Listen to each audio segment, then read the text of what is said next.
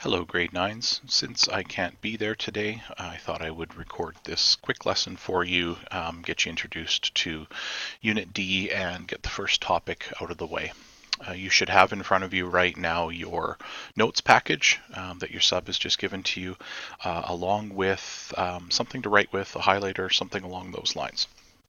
So, Unit D is called Electrical Principles and Technology. And what we're going to do is we're going to go through an entire unit sort of based around electricity and understanding what electricity is all about, how we use it, how we can describe it, technologies associated with it, those kinds of things. There's 5 concepts in Unit D, and we're going to get started today on the first concept, which is concept D1, that starts out talking about static and current electricity.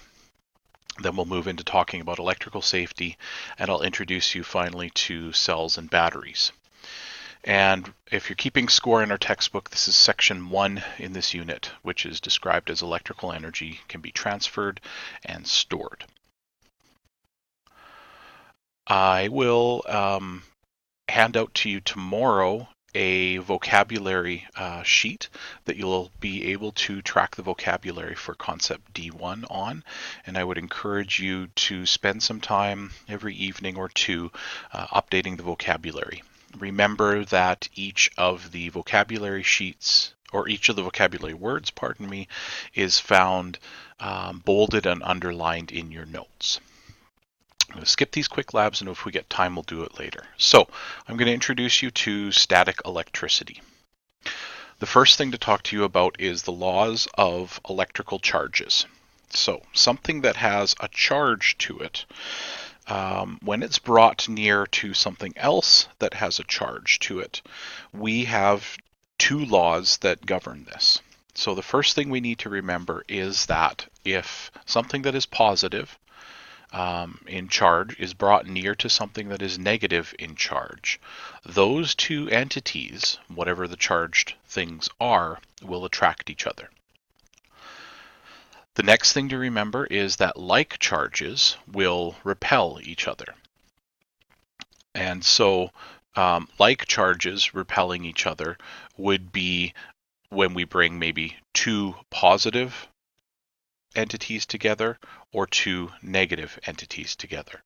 Repel means that they move away from each other, they push against each other and don't stay close to each other, whereas attraction means that they are brought towards each other.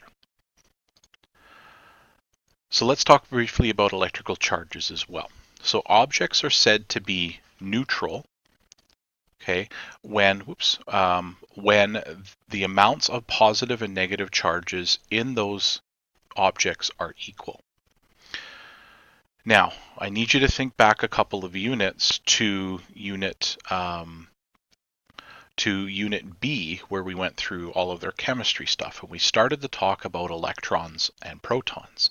And we said that electrons are negatively charged entities inside atoms, and protons are positively charged subatomic particles.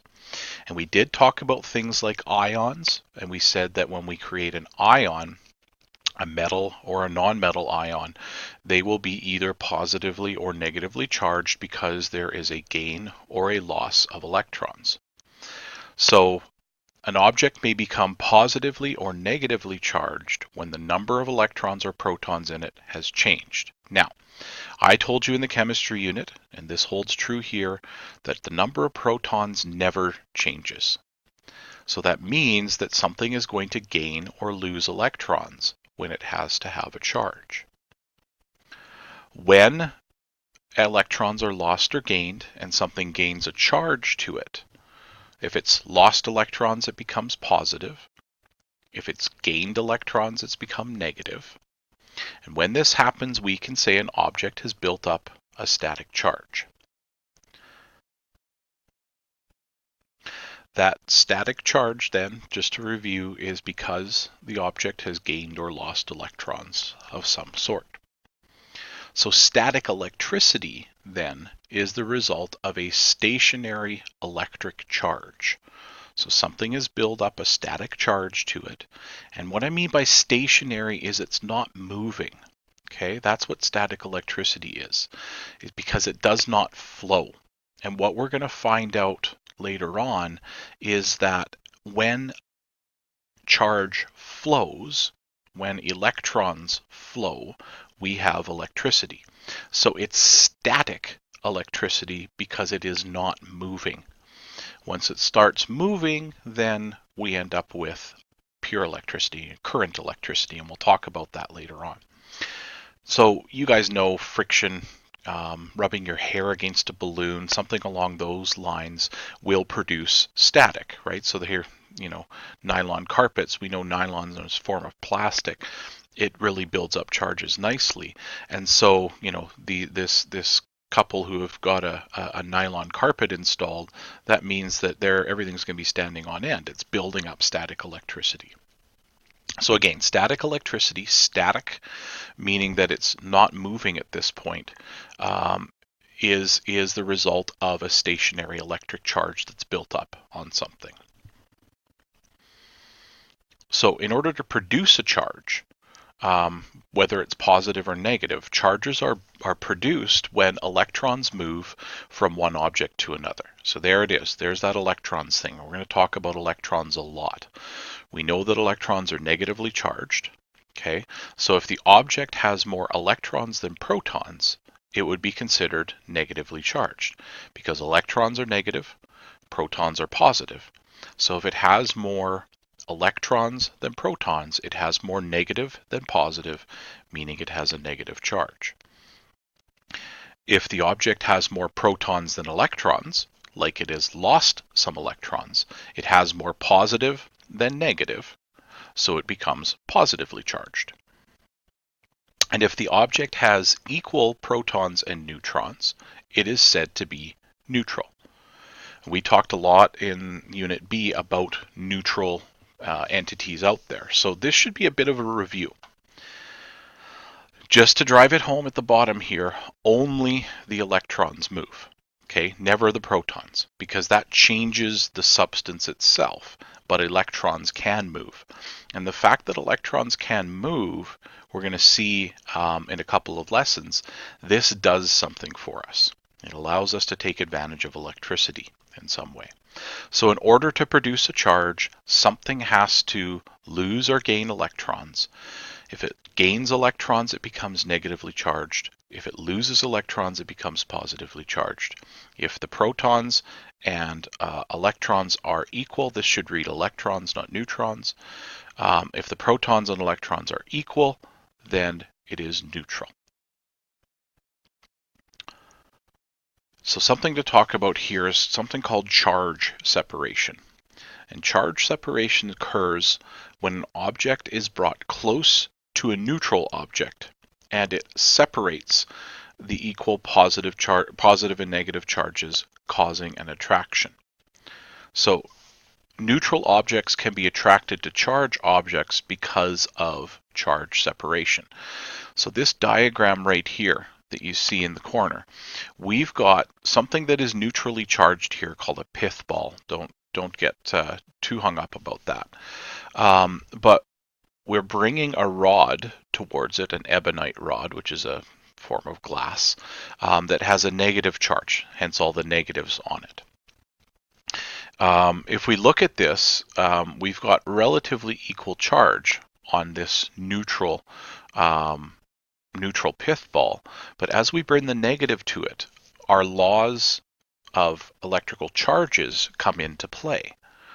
The positive charges in this ball are attracted to the negative charges in the rod, and the negative charges in the ball are repelled by the negative charges on the rod. And so what will end up happening is we can end up getting some attraction or separation between this. Okay, so the neutral object, this thing, separates equal positive and negative charges, causing an attraction because the positives move to one side and can be attracted to the negatives in the rod. I hope that makes sense to you. Okay, and it's all about these charges are able to move around inside this thing so that the positives can be attracted to the negatives and the negatives are being repelled by the negatives. So we've talked about charges, how a charge builds up, what ends up happening with that charge. What I want to get into talking about now is if we build up a static electric charge in something because it's become positive or negative because it's gained or lost electrons. We said that static electricity is just that. It's static. It remains stationary. It does not move. However, a built-up static charge on an object can be attracted to other objects and jump to that other object. That thing now, that charge is no longer static at that point.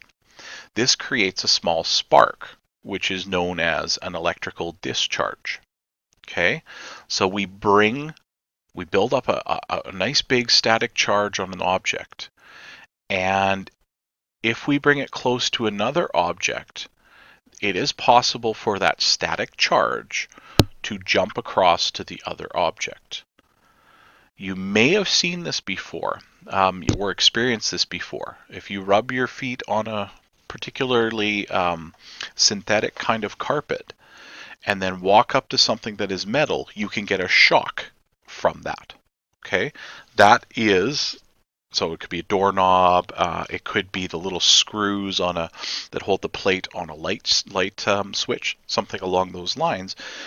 You can build up that static charge, and then when you walk up to that something that is metal, the charge that's in you can discharge, jump across to the doorknob or the little screws on that light switch, and you experience a shock. Now, because I'm a nerdy science guy, I've actually done this when I was a kid at my grandparents' house. They had a relatively nice carpet that was really good at building up charge in us, and so my sister and I would scoot around the floor in our socks at my grandparents' house, and then we'd turn all the lights off and we'd find something to touch. And you can actually, if you do it right and it's dark enough, you can actually see the little bit of electricity jump from you to the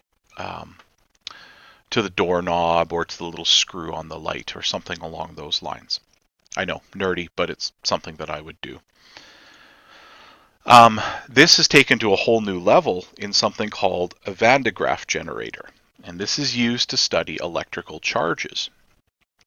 So a rubber belt running in the generator rubs against brushes and creates a static charge. So we've got basically a little belt that rubs along here. Okay, and we're building up static charges. We're building up a negative charge on this little wand over here. We're building a positive charge up on this part of the Van de Graaff generator. And what ends up happening is that charge can jump across. And when it jumps across, we can actually we can see the charge being discharged, the electrical charge being discharged after we build up enough static electricity. So when this rod is brought closer to the rest of the apparatus, we can get electricity jumping across. After I'm finished the lesson here, I will give a link to your sub and they can show you this Mythbusters video that indicates the Van de Graaff generator. Whether we do that today or tomorrow, it's going to depend on how far we get. Okay.